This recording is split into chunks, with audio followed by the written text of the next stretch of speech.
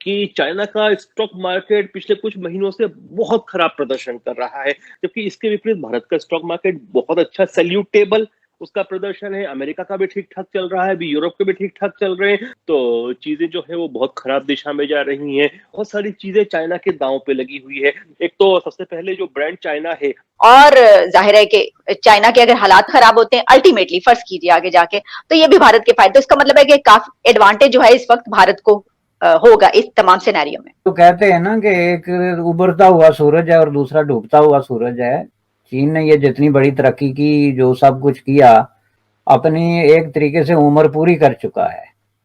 अब उसकी पॉपुलेशन जो है ना वो बुढ़ापे और फटीग का शिकार होती जा रही है। उसको पॉपुलेशन वाइज अब इंडिया रिप्लेस कर रहा है। इसका इम्पैक्ट क्या होने वाला है पाकिस्तान पर, क्योंकि पाकिस्तान तो बच्चा है ना चाइना का, और उसके नतीजे में पाकिस्तान उससे अलग रह नहीं सकता। वो उससे 100% जो है वो मुतासर होगा। अब चाइना की मार्केटिंग और सेल्समैनशिप में हम ज्यादा बिजी हो रहे हैं।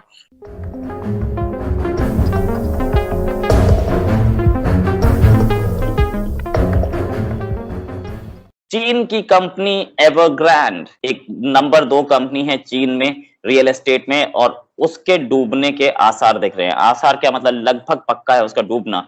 साथ में चीन में कोयले की कमी है, जिसकी वजह से बिजली की कमी हो रही है, और कई कंपनियों को अपना प्रोडक्शन तोड़ना पड़ा है, मतलब रोकना पड़ा है। साथ में पाकिस्तान को इससे क्या नुकसान होगा, क्योंकि पाकिस्तान तो बिल्कुल एक चाइना की एक और स्टेट की तरह काम करता है अब। तो जो नेवर ग्रैंड है, ये चाइना की दूसरे नंबर की लार्जेस्ट रियल एस्टेट कंपनी है और वर्तमान में वो क्राइसिस में है। और क्राइसिस का जो चीजें अभी आ रही हैं, देखिए चाइना में चीजें कोई ट्रांसपेरेंट नहीं होती, बहुत ओपेक होती हैं। तो जितनी चीजें आ रही हैं कि लगभग माना जा रहा है कि 300 बिलियन यूएस डॉलर वर्थ का उसके ऊपर कर्जा है। तो चीजें जो है वो बहुत खराब दिशा में जा रही हैं और सैलरीज तक स्टाफ को नहीं दी है और उसमें लोगों ने अपनी जीवन भर की कमाई चीनियों ने लगा रखी है। बहुत सारी चीजें चाइना के दांव पे लगी हुई है। एक तो सबसे पहले जो ब्रांड चाइना है, और डोंट फॉरगेट दैट थिंग कि जो रियल एस्टेट है वो चीन की जीडीपी का 30% पार्ट बनाता है। तो आप समझ सकते हो कि वो एक तरह से सोने के अंडे देने वाली मुर्गी है उनके लिए रियल एस्टेट। तो चीन के रियल एस्टेट के ब्रांड के ऊपर अगर धक्का लगता है तो उससे डेफिनेटली स्लो डाउन आएगा।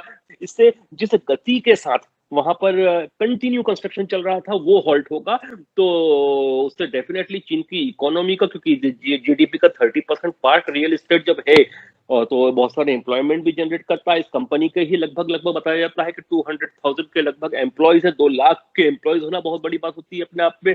साथ में एक बात और भी है कि चाइना का स्टॉक मार्केट पिछले कुछ महीनों से बहुत खराब प्रदर्शन कर रहा है, जबकि इसके विपरीत भारत का स्टॉक मार्केट बहुत अच्छा सैल्यूटेबल उसका प्रदर्शन है। अमेरिका का भी ठीक-ठाक चल रहा है, अभी यूरोप के भी ठीक-ठाक चल रहे हैं। अच्छा, ये जो कोल क्राइसिस है, ये कोल क्राइसिस की वजह से भी चाइनीज इकोनॉमी का ऐसा लग रहा है कि वो एक और रिसेशन की ओर जा सकती है। चाइना में अभी स्थिति क्या है कि बहुत सारी जगहों पर पर्याप्त बिजली नहीं है। अब बिजली क्यों नहीं है, जिसको कहते हैं ना सेल्फ इन्फ्लिक्टेड वुंड, मतलब आपने खुद अपने आप को जख्म लगा दिया, चोट लगा दी। ये चाइना की जो बिजली की स्थिति है ये सेल्फ इन्फ्लिक्टेड वुंड है। उसने 2 जगह रिस्ट्रिक्शन लगा दी, क्योंकि ऑस्ट्रेलिया से उसकी एक तरह से कोल्ड वॉर चल रही है बुरी तरह से। और ऑस्ट्रेलिया जो है वो विश्व का सबसे बड़ा कोयले का प्रोड्यूसर है। अब वो ऑस्ट्रेलिया से माल खरीद नहीं रहा है, तो वहां से आपूर्ति की कमी है। दूसरा मंगोलिया, मंगोलिया में भी काफी प्रोडक्शन होता है, लेकिन कुछ करप्शन के रैकेट्स पकड़ा है वहां से।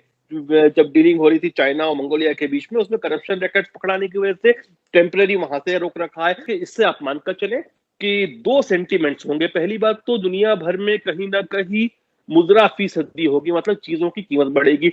नंबर 2 कि चाइना को जो ग्लोबल फैक्ट्री बना रखा है दुनिया भर ने, अब विचार पहले से ही चल रहा है कि ये इसके ऊपर आप इतना निर्भर नहीं हो सकते। कोविड-19 में हमने देख लिया कि जब दुनिया चीन की प्रोडक्शन कैपेसिटी और कैपेबिलिटी पर निर्भर होती है तो कितना परेशान होती है। अब वहां पर एक समस्या हो और वो दुनिया भर में फैल जाए और कीमतें बढ़ जाए तो दुनिया पसंद नहीं करेगी। तो ज्यादा से ज्यादा जो उस पर निर्भरता कम करने की चीज है वो बढ़ेगी, और उसका भारत को जहां इन्फ्लेशन बढ़ने का लॉस होगा, वहीं कंपनीज वहां से निकाल कर अपनी प्रोडक्शन यूनिट दूसरी जगह ले जाएगी, तो उसमें भारत को भी एक लाभ होगा।